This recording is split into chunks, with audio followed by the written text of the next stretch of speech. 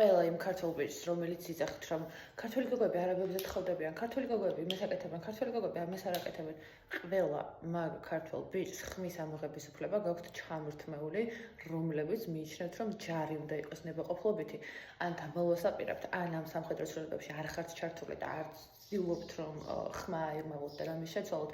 აი ხო ნახოთ ცოტა გაუმჯობეს და შინაგან საქმეთა სამინისტროდან გადავიდა თავდაცვაში და ვნახოთ ეს რეფორმები როგორ შენარჩუნდება და გაგრძელდება, მაგრამ ხალხო, როგორ შეიძლება საქართველოში ჩვენს მდგომარეობაში ჯარი იყოს ნებაყოფლობითი? მე თუ მკითხავ, არც არ უნდა იყოს ნებაყოფლობითი, მაგრამ მით უმეტეს ჩვენაირ პატარა სახელმწიფოში და მით უმეტეს, როცა ეხა მართლა რაღაცა ყველაზე რთულ არეალში ვიმყოფებით, ახლო აღმოსავლეთის შემდეგ, მაგრამ არც კი აი გარშემო რომ მოვიხილოთ, აი თუნდაც ამ მომენტში და ზოგადად ყოველთვის ეს ახალმე ისტორიულად მიწყობილი.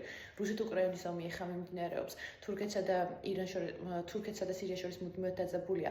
ირანი 2 დღეა რაც შეწყვეტა უშუალოდ ცხელი სამხედრო მოქმედებები. აქეთ ქვემოთ აზერბაიჯანსა და სომხეთს შორის მუდმივი დაძაბულობა, მით უმეტეს ახლა რუსეთსა და აზერბაიჯანს შორის იძაბება. რაღაცები გამორჩა კიდე მე თუ მკითხავთ.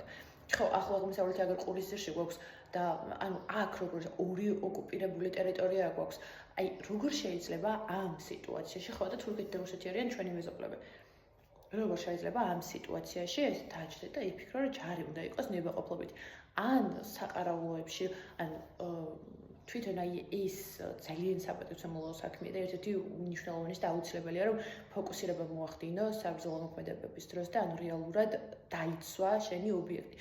მაგრამ იმას, რასაც ჩვენ ბიჭებს აკეთებინებდნენ 75 თვეში, ეს იყო ჩვეულებრივი კოშმარი.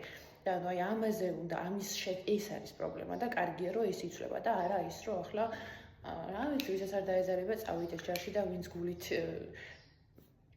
ამაზე საუბარი არ შეიძლება რომ ჩვენი სამხედროების მხოლოდ ჩვენი სამხედროების ვაჟკაცობის იმედზე ვიყოთ. ეს ყველას მოვალეობაა და რაღაცნაირად ეს რაღაც ძალიან ლიბერტარიანიზმში გადავარდით ამ მიმართულებით და ეს აუცილებლად სამუშაოა. მადლობა.